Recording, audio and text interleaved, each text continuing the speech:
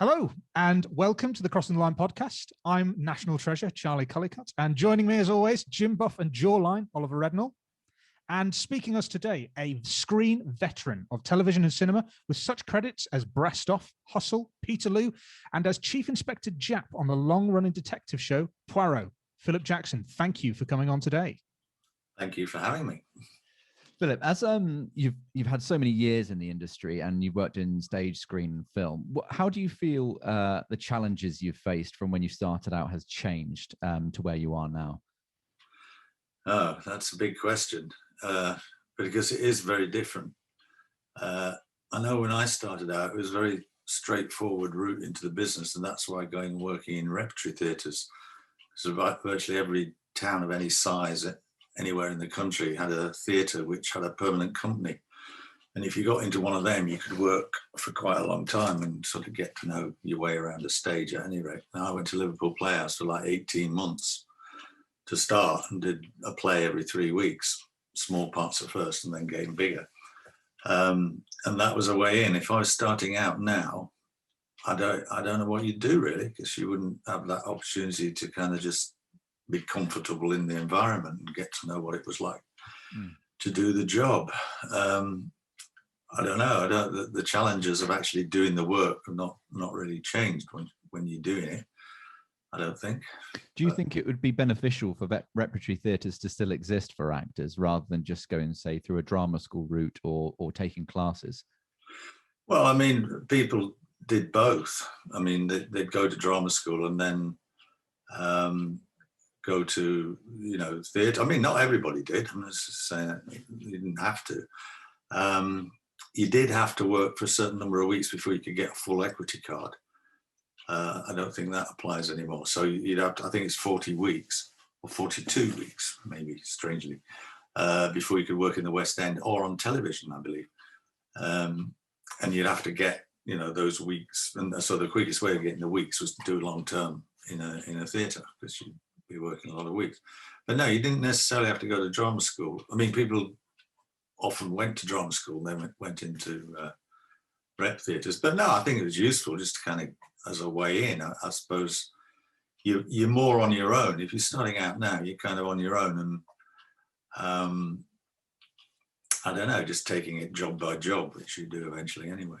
Well, it's interesting you mentioned this, you had this rep theatre way of getting into acting. People like Michael Caine and Judi Dench and I think even Imelda Staunton always talked about how if they didn't have rep, they would have been in massive trouble because they just wouldn't have had the opportunities that they did have. Whereas nowadays, unless you go to drama school, and even then, if it's the top five, unless it's the top five of RADA, Lambeth, Guildhall, Bristol, all that, you still have a really tough time about getting work. Yeah, I think that's always been the case. I mean, now, of course, nobody can afford to go to drama school. I didn't go to drama school, I went to university. And, most people couldn't afford to do that now because you pay fees. The country has become much more Philistine and uncultured since those days. The idea of paying for education for like that was unheard of in those days. Do they not offer any, you went to RADA, do they not offer any support for so I did the foundation at RADA, and for that you had to pay the course fees. But if you do a degree nowadays, you still get, I think, I didn't go to university. No. I didn't, but I know you kind of get it loaned to you, right, and then you pay it. You pay it back over. Yeah, that's what my daughter has. However many years. And having worked in repertory theatre, when you moved over to screen, because I guess the training then was a lot less centered around screen, television, film. Did you struggle with that? How did you adapt to that environment? I mean, the drama schools then were beginning to give you training in how to do, screen acting and even radio, I think. I mean, so that it was on the agenda, but you just tended to kind of judge it accordingly. So if you were sensitive to what was going on around you, I suppose you sort of come up the right way. But I mean, it wasn't a conscious thing to go from theatre to other media. It's just most actors will tell you it's just what happens. You know, a combination of good fortune and, you know, being in the right place at the right time and happening to see the right person. You know what I mean? It's careers don't get planned, I don't think, as actors. They just happen, you know, happen to go the way they do. What was your first break then, Philip? What was your, because you came out of rep and you went into, I mean, you started working, but what was your kind of break that got you in or seen or into other things? Yes. Probably there was a play for today, which was the kind of BBC One's kind of main drama, you know, single drama stream. And it was about students, and it was a kind of drama that was going to be made up of from improvisation. There was no script at the beginning of it. A bit like Mike Leigh. In fact, it was a director called Les Blair, who was from Manchester also, knew Mike Leigh as a kid, and they sort of worked together, and they both wanted to work without scripts and you know, building up scripts through improvisation, long rehearsal periods. And this guy actually advertised in the Evening Standard for actors who might be interested in such a project to play these students. And I responded to it, and I met him and we talked, and I got a job. It was called Blooming Youth, and they reckoned it was the first thing that had ever had students treated kind of seriously instead of just being layabouts and drug addicts and you know, political fanatics. And I think because single plays there weren't many channels in those days, so most people saw these things because they were taken very seriously. So it just meant a lot of people saw it, and then it led to a lot of other things. You know, it doesn't work like that now, I don't think. No, there is so much kind of content out there that it's very easy just to get lost. Even if you are in let's say a big Netflix film or a BBC show, it's highly likely that unless it is Sherlock or Doctor Who or something, you're just going to get passed over. Yeah, I mean, it ought to be good that there's so much stuff being made, but it gets lost, you know. And you know, I'm aware sometimes I like sort of single. I like to watch films rather than series because I get a sense sometimes that the material's been expanded to, you know, fill several hours. This is what I say. I preach this constantly. I always say it's. Right. I mean, some things do work better as series, but when it's 10 episodes, I'm like, this is a long time, and then or even in the second series they do now on the streaming things, and the quality is great, but you're 4 hours into the second season. I'm like, nothing has moved on. Like nothing has moved on. I'm like, I don't. There's other things I'd rather watch than just, you know. But I think because they're delivered to almost people on a plate, people don't even think about it. They just watch it sort of passively and then just take it in. But when you're as an actor and sort of in this industry, I'm much more hungry for more sort of quality rather than just quantity. And I think we're sort of sometimes verging into that. Yeah, I mean, and then, because I say there weren't so many channels in those days. So like the drama, was a big event. So, you know, people would be talking about the Wednesday play for the day. Armchair Theatre was one that ITV did. But, you know, in shops and at work, people would actually be talking about the thing the day after, which it happens now as well to a certain extent, but then it was much more focused. So if it was any good, it kind of, you know, had an effect, I suppose. When you watch an episode back from earlier in your career, if you ever do that, if you ever catch them, has been now. Yeah. Do you remember like what you were doing at the time? Is it kind of like a time capsule of memories for you, or do you watch sometimes and think, I don't even remember filming this because I've done so much of it now? It's a bit of both, because sometimes I watched Blooming Youth, it gives you a sort of insight into how you felt at that time, not necessarily the actual filming, but just kind of what you were like, and that's kind of a bit weird. But occasionally I catch episodes of Poirot on ITV3, and because I flick over there occasionally just to see, because I know it's on quite a lot. And I think it goes off. I think it's got its own designated channel, I think. Nearly. But I look at a scene and I think, I have no recollection of filming that scene. And I don't remember learning any of that dialogue. I don't even know those other actors are. Oh, no. And that is a strange feeling. Not all the time. I can remember some of it, but because there were so many episodes, they kind of tended to blur into one another. How was it filming on such a long TV show as that, and then finishing? Did it feel like, was there a sadness to its ending, or were you just like, no, I am done with Japp at the moment? It wasn't like that really, because we didn't do it all the time. We only did, I think it was usually 6 months, half a year would be, you did at first, if you did 1 hour stories rather than the long ones. And I think we did 10 each year. So half the year you were doing other things. So you weren't on it. And I think that went on for 3 years. And then there was a gap after they'd done some 2 hour episodes, ones from novels rather than short stories. There was like a 5-year gap in the middle of it. And then we sort of went back. So I didn't feel sentimental. I think David Suchet got a bit emotional when he filmed his death. That's slightly different, but reasonable, I'd say. Yeah. As in the later episodes, they got quite dark, or they had a darker tone. Do you think that reflected sort of the audience's expectation of television? I think they changed it. There was a change around about 2000 when a new producer came in, Brian Eastman, who sort of created it. Left it, and some new people came in, and I think they tried to make it more conventionally a detective series rather than a sort of period quirky sort of based on novels type thing. And one of the things they did to make that happen was to get rid of me and Captain Hastings and Miss Lemon, who were the other kind of regular characters. They decided they didn't kind of need them anymore.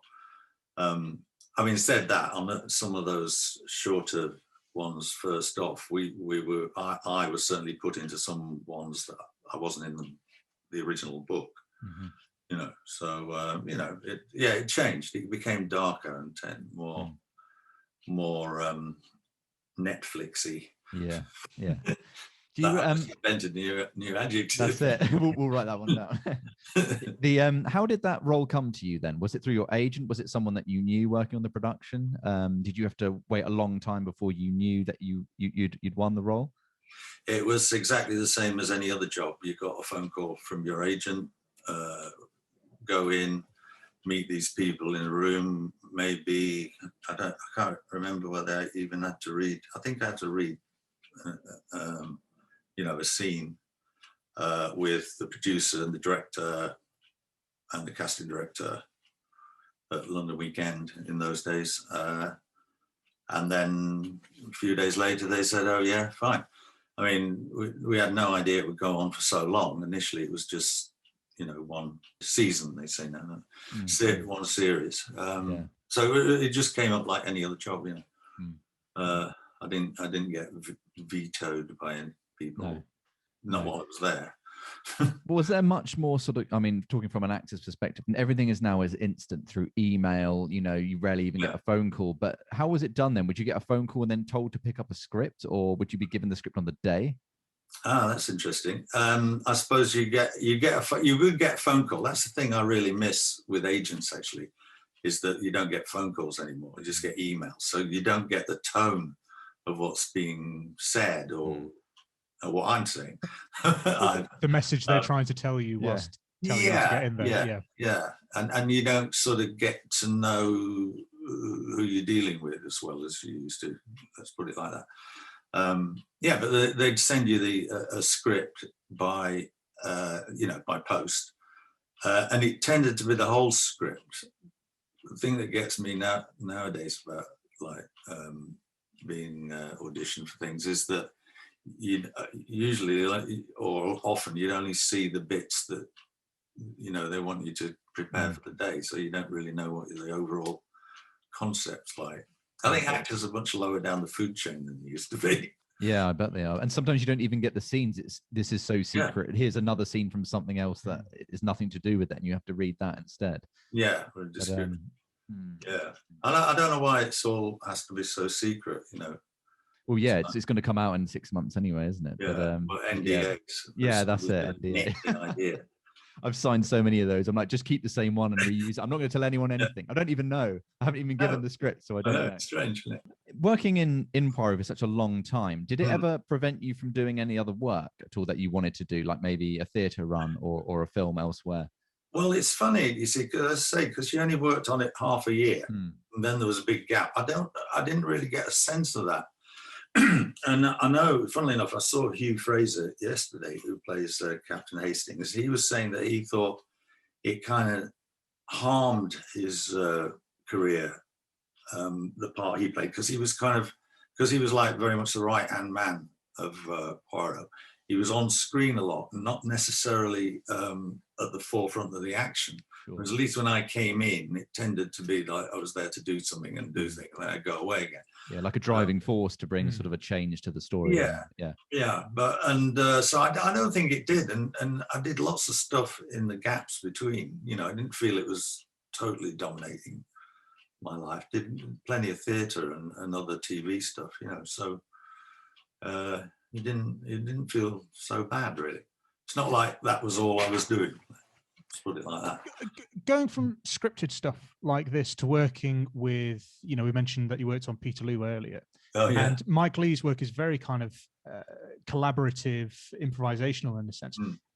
How does that feel in that difference from here's what you've got to do to you discover the character, you make it happen?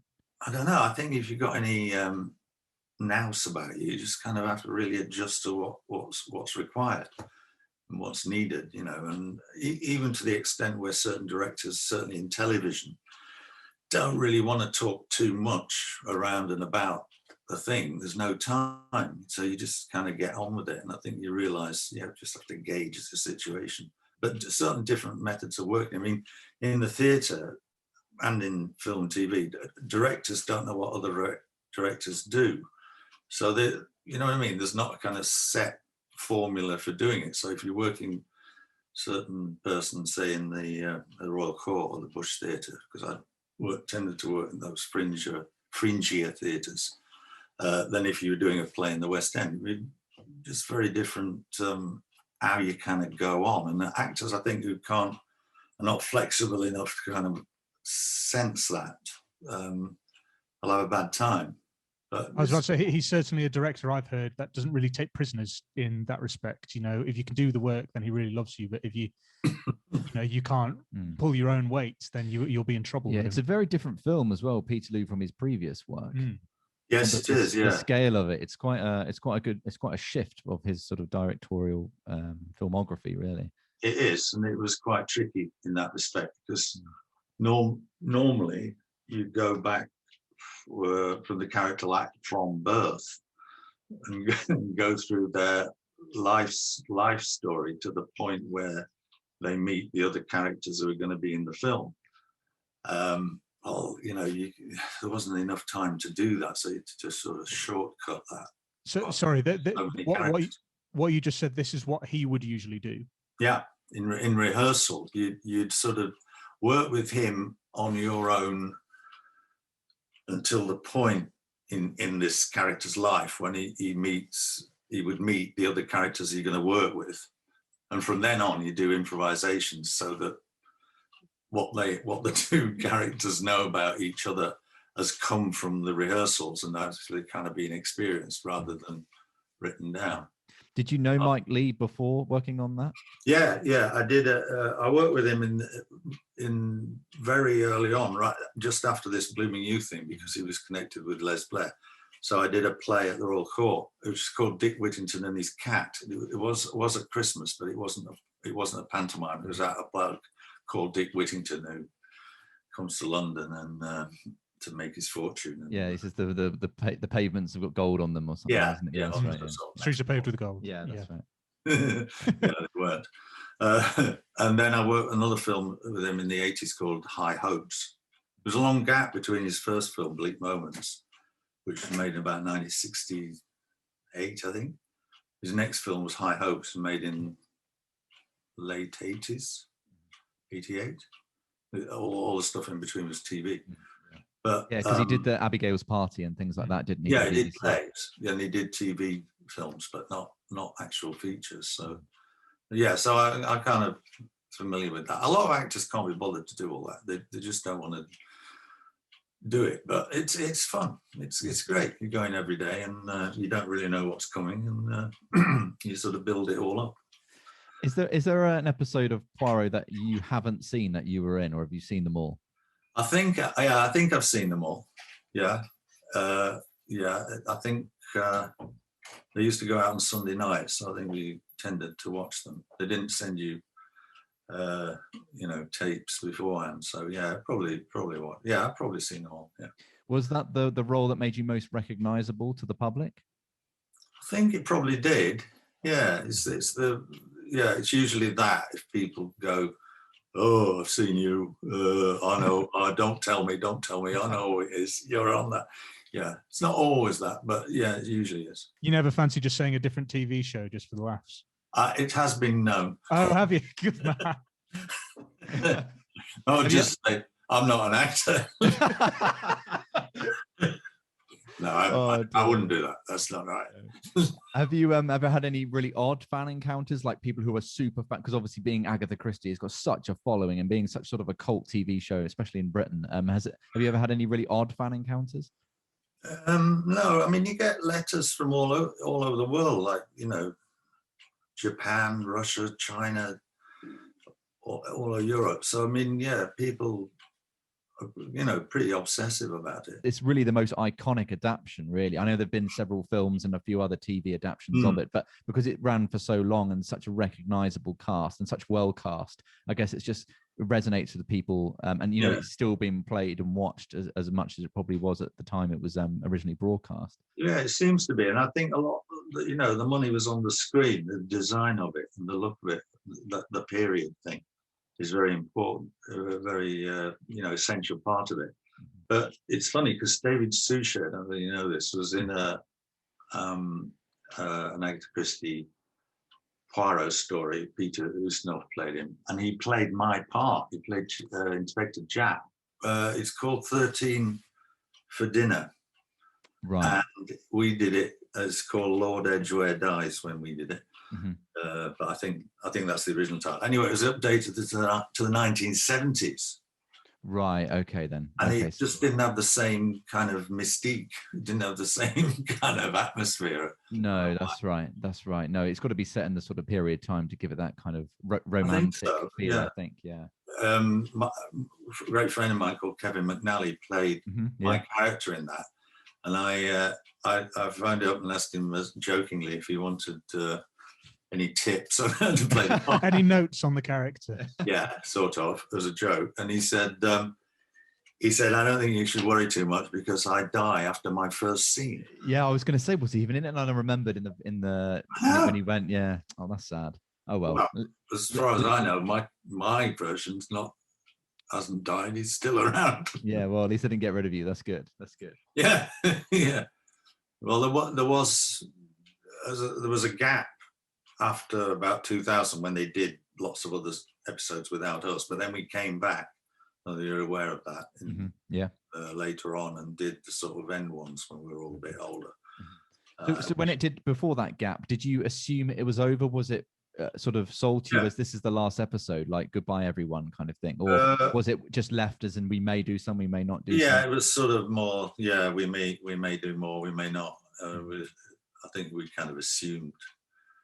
Actors' paranoia always tells you that you would assume that it's not going to come back. But no, it was nice when it came back. If you had to sort of give your younger self some advice, what do you think it would be? What thing do you wish that maybe you hadn't worried as much? Or don't expect anything to be like you imagine it might be, because it's not. I mean, I was just happy when I started just to think, my God, I'm actually doing this job and people pay me money to do it, and I never, you know, you can't really take that for granted. If you take that for granted, then I think maybe you're in a bit of trouble. I know everybody gets a bit queasy about it sometimes, but in the end, you think it's a great privilege to have that silly job for the most of your life. Yeah. Yeah, I don't know. I mean, I think I'm pretty level-headed. I didn't get too kind of carried away. It's the northern side in you. Don't worry, it's the very kind of straight talking. Yeah, I remember, I don't know whether you've heard of him, Tony Garnett was a very influential producer. He produced all Ken Loach's early TV stuff. Very right-on, left-wing guy. And then he ran World Pictures. You know, produced Kess. Yeah. You know, stuff like that. And there'd been something that I was going to do with it, or they sent a script, and I looked at it and I didn't fancy it. It was a play some lawyer, and I just didn't think I was right. So I said, no, I don't want to do this. This is a long time ago, you know, in the 80s probably. And I saw him somewhere a few weeks later, and he said, you see, the trouble with you is, Phil, he says, you're too picky. And he might be right. Maybe I've been a bit picky sometimes, but that's the only power you've got as an actor, is to say no. I was going to say that's exactly what I think Daniel Day-Lewis says as well. Right. You know, he very much chooses his projects, and then he goes full-hearted for them.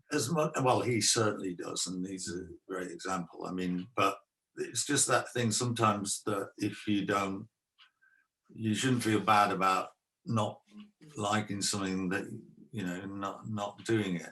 You know, there's a tendency to sort of feel guilty about it and think, oh, you know, they'll think I'm a bad person or something if I don't show enthusiasm. But that's kind of the only power you've got. But the role will go to someone else and give them work. So I guess, you know, it's not like it's just going to waste or anything. Yeah, you're being really generous. Yeah. that's right. How you need to format it when you tell your agent that. Exactly. Was acting something you always wanted to do from a very young age, or did you discover it when you were at university? There was a woman who we had a church youth club. We'd come from a small town in Nottinghamshire, and we started doing plays in the church hall, and it was a bit of a lark, you know. I remember at school there was a grammar school. There was a drama club, and the people in that were all a bit snooty, you know. They were a bit, I didn't sort of like them, and so I didn't get involved with them until the very final year, I think, when it all got a bit more 1960s. You know what I mean? It was like cool. It became cooler, I think. Yeah. But the people in the drama thing at school, they were a bit, I don't know, it's a bit boring, a bit sort of pretentious. Yeah, I had the same as that at my school. It was like the drama brats. I was really into it when I was quite young, and then sort of shied away from it. Like, that's not really my crowd, and sort of came to it a bit later when it became professional and a bit more serious. Exactly that. I mean, you know, so what I did was, because I like doing the plays in the church hall. When it came to going to university, I knew I wanted to do a language, because that's what I was sort of best at. So I thought if I did drama as well, I wouldn't necessarily be an actor, but I might get in on the, you know, directing side or something like that. I just had a vague idea I wanted to get into an alternative world. And because it was the 1960s, people really did feel they could do things, you know, extraordinary, exceptional, like be in bands and sort of do artistic jobs. So, and then when I was there, I did a lot of plays when I was at university. So then I kind of thought, oh, maybe I'll have a go at this, you know. Clearly a responsible thing to do. I mean, always. Well, that's the best part. What's the best period of, like, decade, would you say, for acting that you enjoyed the most? Being able to do a lot of different things, like still do plays in the theatre, which would usually be the Royal Court or the Bush Theatre or around there, or the Royal Exchange. I did a couple of plays at the Royal Exchange in Manchester, which was a really good place. And then also to do some, you know, proper TV stuff and the odd film. And I suppose probably in the, I don't know, in the 90s maybe that was good. But it's always been fun, stimulating, you know. It's kind of, I was going to say as a question, you talk about you've done a lot of stage and a lot of TV, done a lot of film. Yeah, I used to. Is there something or a particular production that you remember like as your favourite, as your most fond memories? Is there anything jump out at you? The last play I did, which was actually 10 years ago now, was Death of a Salesman. And I played Willie Loman in that at Leeds, West Yorkshire Playhouse. Yeah. And that was a big thing, just because it's one of those you've just got to absorb yourself in it, and just not think about anything else, really. It's a good job it's away from home, actually.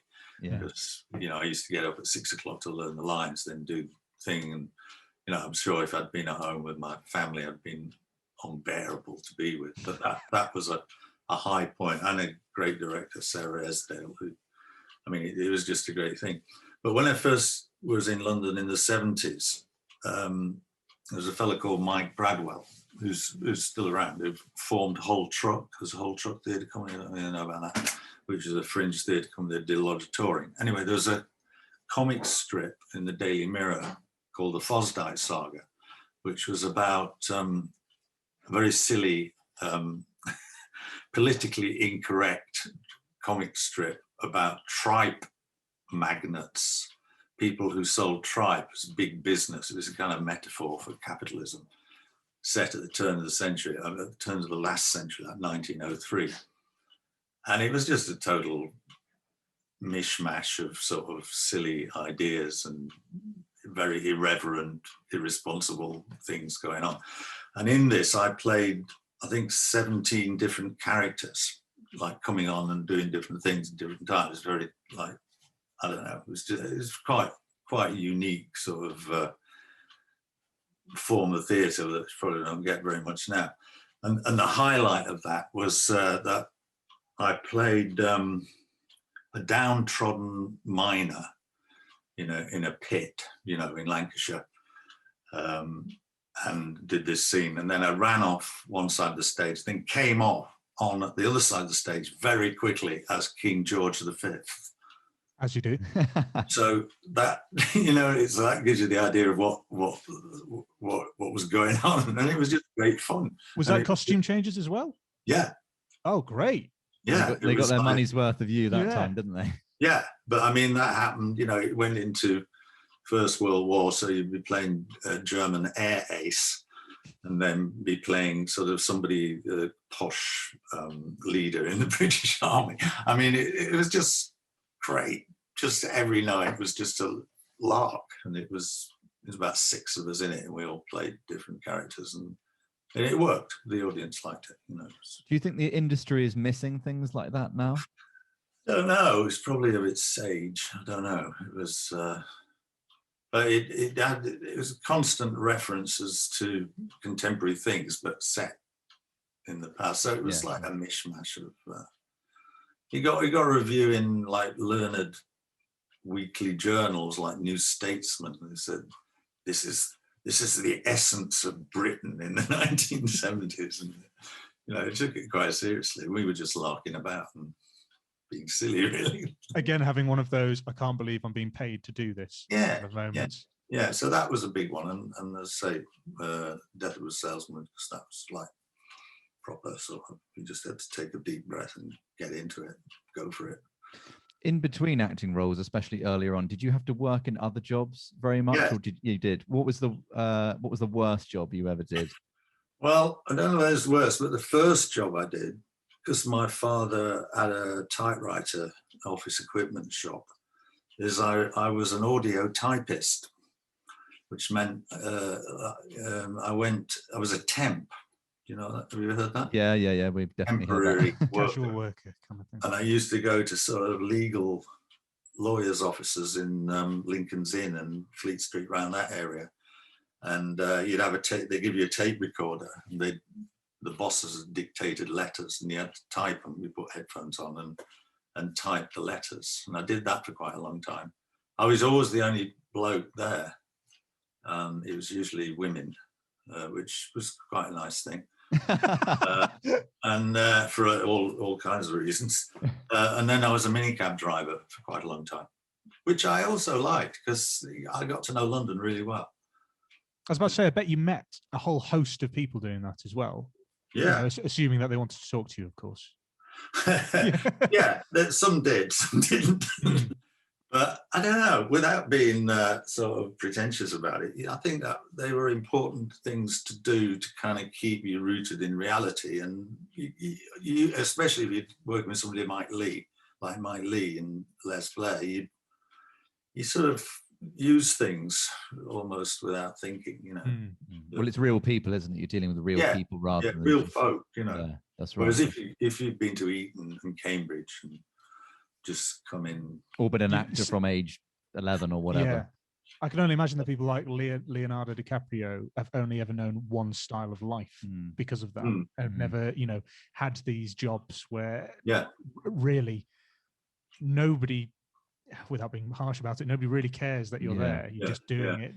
And also England, it was in a time where England, it's not like it is now. You don't have the same kind of lifestyle as it was then. I guess people very much more, you know, we have our iPhones and all our gadgets now and stuff that not necessarily has made things better, but it is certainly different. Yeah, I mean, I don't know what actors do now. I mean, I suppose there's plenty of bad jobs you could do. Like, yeah, believe me, there are. That's what we do. But yeah, that sort of was all right. But I mean, I thought it was part of it as well. I didn't think, oh, this is terrible, you know, I'm in London and I can't get an acting job and I'm doing this. But it seemed like that was part of the process, part of doing that. You know, that's what you do. You go to London and get a sort of dodgy job and wait for things to happen. I used to get called, we used to have a radio contact in the mini cab, you know, with bass, and they used to call you. My call sign was Fortune 41. So you get call sign Fortune 41. They're supposed to tell you where to go pick somebody up, but sometimes they say 4141 message, phone your agent. That was very exciting because you had to stop your phone box and you kick someone out the fare, and then just run over and get it. Great. Yeah, I once actually got a job with pick somebody up in Hampstead High Street, and it was somebody I knew, an actress called Rachel Davis. She's terrific, and the job was I had to take her to Television Centre, where she was going to do an audition, and I knew her vaguely, so it was slightly embarrassing because I was her cab driver. Was that the moment where you pretended you weren't an actor? No, I couldn't. There's no hiding. I just had to say. She said, "What are you doing here?" I said, "I've just stolen this car. This is what I've come to give you a lift." I think. Anyway, so she told me what she was going up for. The play. It was a thing about pigeons in Yorkshire, written by Brian Glover. I don't even remember him. And a play for the day or something like that. And anyway, so I dropped her off and off I went. And then a couple of days later, I got a call from my agents to go up for the same project. I thought you were about to say role. Not the same role, no. Anyway, to cut a long story short, I got the job, she didn't. Oh, God. Oh, well. So you never know. Yeah, that's it. Is there anything you feel you had to be particularly tenacious and maybe really push to get a role that you wanted? I don't know. You see, you hear about these things, don't you? That people hear about things and pester the director and send photographs, nude photographs of themselves, and you know what I mean? Are you saying we shouldn't do that? It's news to us. Give it a try. Right, cross that out. And really pester. And I don't know. I don't think I've ever really done that. It's all been a bit of a fluke. But there certainly were places in the 70s where actors and theatre folk gathered. Like the pub, it's no longer there now. It's a posh restaurant on Sloane Square, along from the Royal Court. Actors used to go there just because they'd meet pals and things, and then there was the Shepherd's Bush, the Bush where the Bush Theatre used to be, that pub, and then there'd be the Coach and Horses in Soho, and you knew actors were there, but also directors were there, and casting people used to go to these places as well. So if you would, it's all diverse now. There's not those kind of focal points, but it certainly helped that. I didn't feel I went there deliberately to be sort of meet people or be seen around, but I think it kind of helped that there was that place where people used to hang out. And it's particularly if you had people like casting people, as you mentioned, it kind of puts you in front of their memory. Oh, we had a good drink last night. We had a good time. I know a story. To mention Michael Caine again, he said, I came out of a pub one night and I'd been hanging around a casting director, and I said, "How come you haven't brought me in for anything?" And she said, "I'll be perfectly honest, Michael, I'd forgotten about you." Next day, or like 2 days later or so, gets a call from his agent saying, this casting director has brought you in for a role. And so having these moments where you could chin wag, talk, have a drink, show a less formal side of yourself was really positive. No, I think that's right. And it's not so, I mean, some places like Groucho Club, when they first opened, those kind of, there were definitely some drinking clubs when I first started. Like there was one called Jerry's. I don't know if you've heard of these places, probably not. No, Jerry's, no.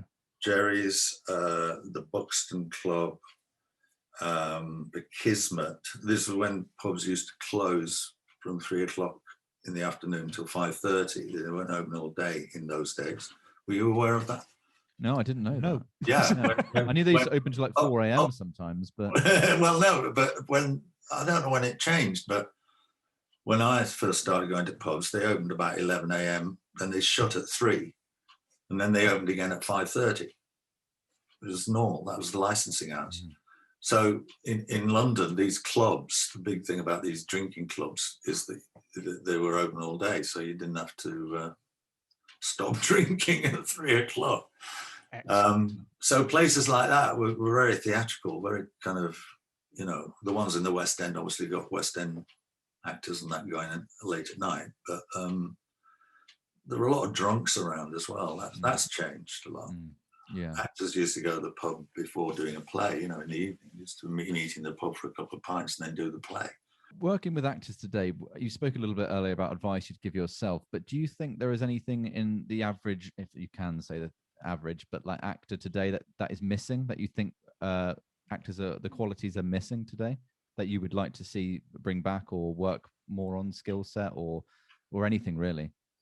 It's quite a hard question, but I think because there seem to be so many more people trying to do it now than there were then, or it seems like that way, and because you have to take it more seriously. I mean, all those, there used to be stories about actors sort of being drunk on set and things like that. I mean, that you couldn't do that now. You just too unreliable a person. But it was sort of,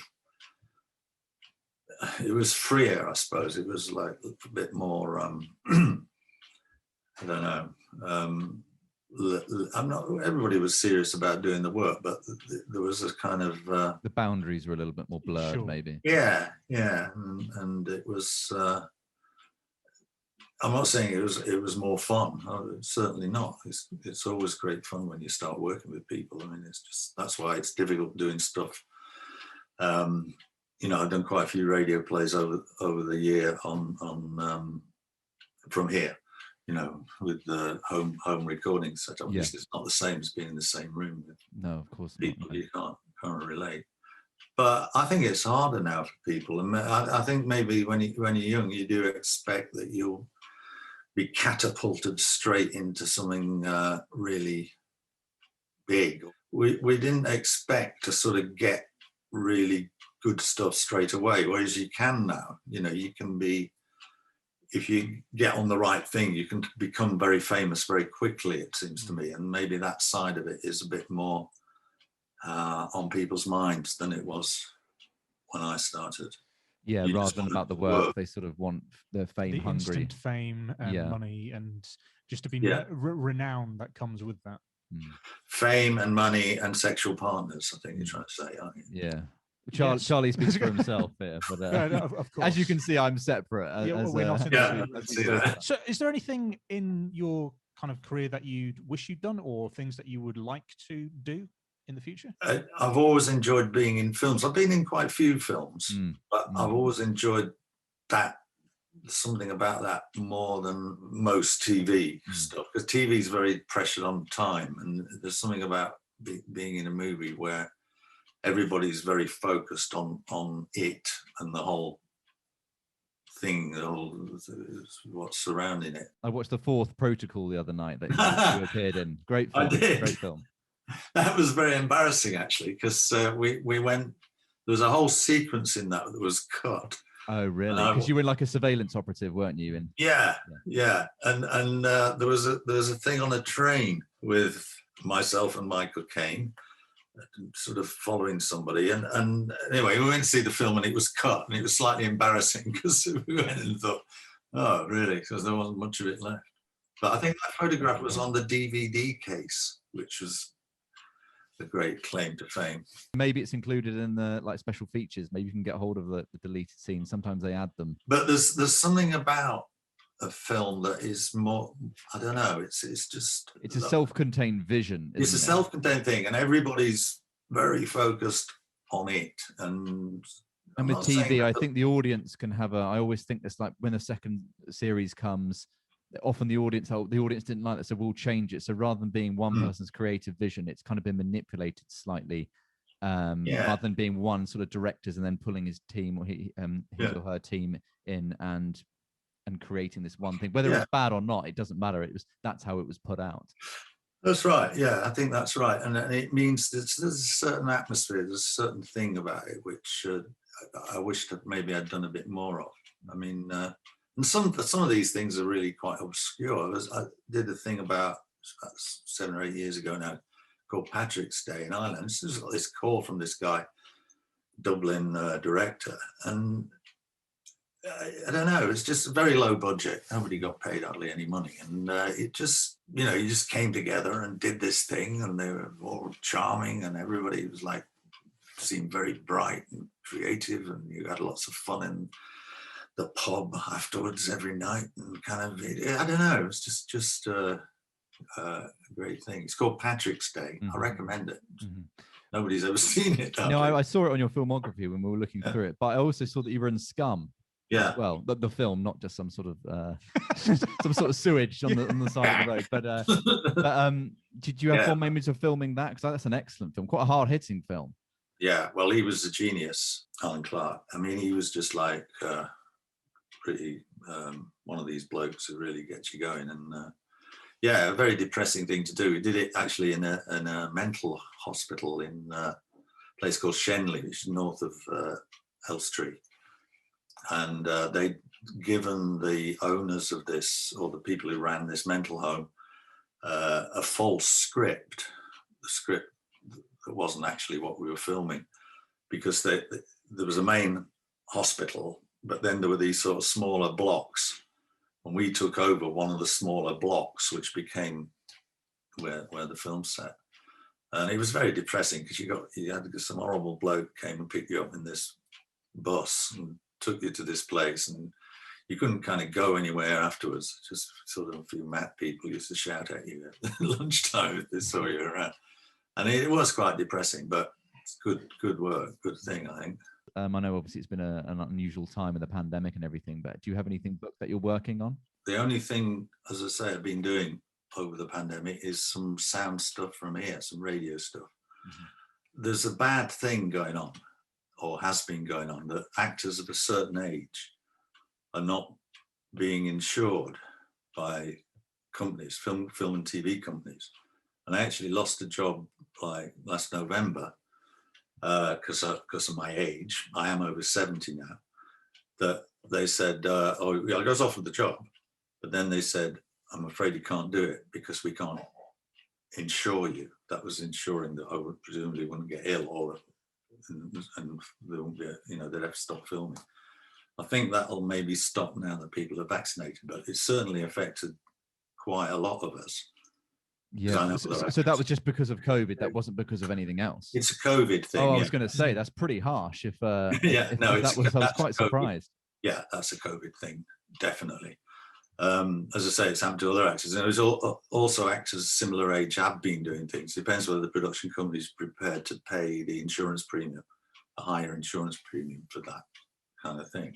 So that's been a bit worrying. But I think it's opening up a bit now, loosening up. But having your radio productions in your own house must be quite a nice a kind of mid house, if that makes any sense. Yeah, it's a bit weird. What happens is that this computer, and I've got a microphone interface and thing, and then put up these room dividers round they're over there, sort of round it, and then 3 duvets go over it. So it's like being in a tent, very enclosed tent, because that's a good way of deadening the sound. There's a series that I did a couple of years ago called Good Karma Hospital, which was filmed in Sri Lanka. And I know they're going again. I've been sounded out as to whether I'd want to do it again, and I certainly would. Yeah, I mean, that's a good place to go filming, I'll tell you. What's it like working in that kind of heat when you're filming? Well, it's hot, but you sort of think. I find that the exoticism it sort of balances the discomfort. Yeah, of course. It's definitely not a holiday, is what you're saying, Philip. Well, you're out there. Actually, a friend of mine just got back from filming something in New York, and he was there for 3 weeks, and he worked for 3 days. Really? Yeah. So, I mean, I don't know what New York's like at the moment, but no, I mean, on those things, the Sri Lanka, when I went before, you'd probably do 2 days a week, maybe 3. So most of the time, you had to sit on a beach. Just have no to. Choice. No choice. You have to take that bullet, Philip. It was in the job description. Yeah. Do you get to take your family out with you at all when you do something like that? Yeah, Sally, my wife, came there a couple of times for a couple of weeks. You can wangle that. Those moments where she goes, "I always believed in you, Philip. I knew you could do it." Yes. Yeah. Why do you keep working in Barnsley? Yeah. But I don't know. I don't know what's going to happen next. But I'm raring to go. I'll tell you. We realise we're getting to the end of the podcast, and we have a question that we ask all of our guests when they come. Oh dear. And it's: is there a film that you are ashamed you haven't seen? Oh, that's a good one, isn't it? I went up for the first Star Wars. Oh, really? Yeah, I met George Lucas. Wow. What was the role? Cool. Do you not know? I don't know which role it was, but I just thought he was like a kind of, sort of university student who'd got some like crazy ideas about, these things and things. I didn't take him seriously at all. I just thought it all sounded a bit silly. Didn't Alec Guinness, when he signed on for Obi-Wan, he was like, some sort of fairy this tale is nonsense, stupid, to be honest. And a lot of people did. The crew as well. They all thought. But then he took a percentage of the film's earnings, and apparently it still pays his family today. Yeah. Oh, really? Amazing.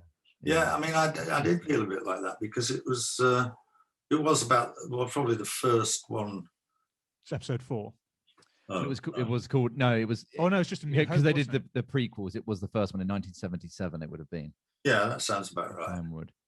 When you think back to jobs that you've done or incidences like Star Wars, does it seem a long time ago? Are you amazed at how the time has gone? Or are you like, it's gone quickly, but that does seem a long time ago.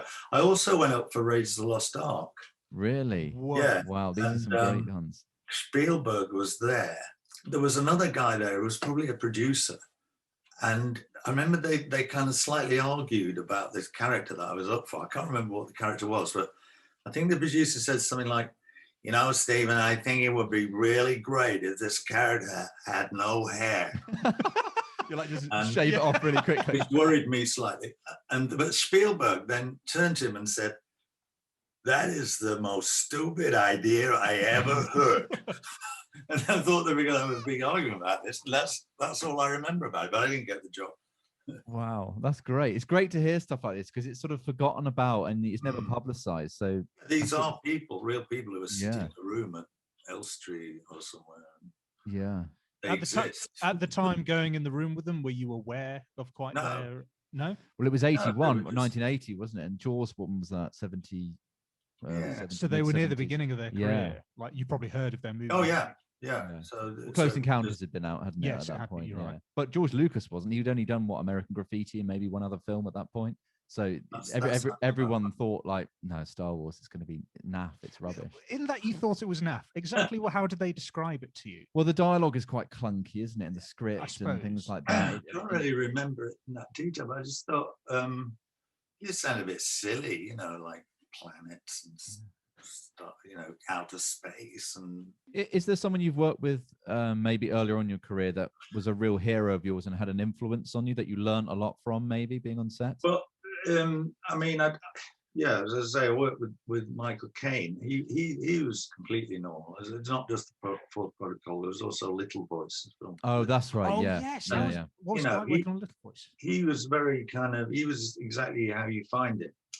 The first time I met him on that Little Voice film, and I had worked with him before on the protocol thing, but I assumed he'd have forgotten that, was that we were all going to meet it was in Scarborough, in the little cafe sort of restaurant next to the bar in the theatre there. I got there and there didn't seem to be anybody. It was like 9 o'clock.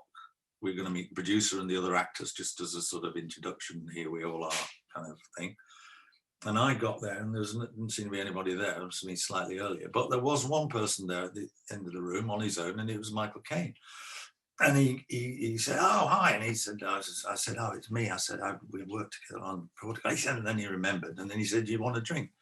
And I said, "Well, yeah." I said, I'll go. He said, "No, I'll get it." And as he said that, the play that was on in the theatre, the interval happened. And all the audience piled into the bar. And I said, "Oh, well, no, I'll go get it." And he said, "No, it's all right." And he ploughed into the middle of all the theatre goers to get me a drink at the bar.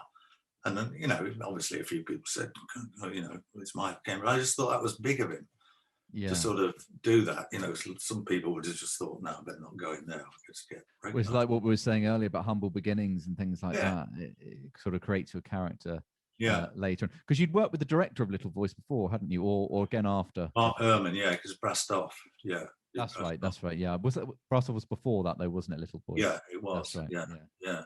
But Albert Finney did a similar thing once when he came to see a play I was in at the Royal Court. We were in the pub afterwards. I went to the loo and there was a bloke standing near at the bar at the loo, and he said, and he was the flower seller. He sold flowers outside the tube station next to the Royal Court Theatre. And he said, "That's Michael Caine. That's Albert Finney, isn't it, you're talking to over there?" And I said, "Yeah." I said, he said, "I used to work with him in the olden days. I was an extra down at the Denham Studios or something." And I said, "Oh, right, okay. Well, you know, come and have a word." He said, "No, I'll come over." Anyway, I went back and told Finney about him. I said, "There's a bloke over there says he used to know you and thing." And Finney went all the way around the bar and over to him to ask him about it.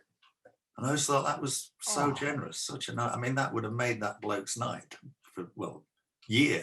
I was about to say, Finney long period of time. Yeah, took the trouble to go all the way over to ask him about that just because I mentioned it.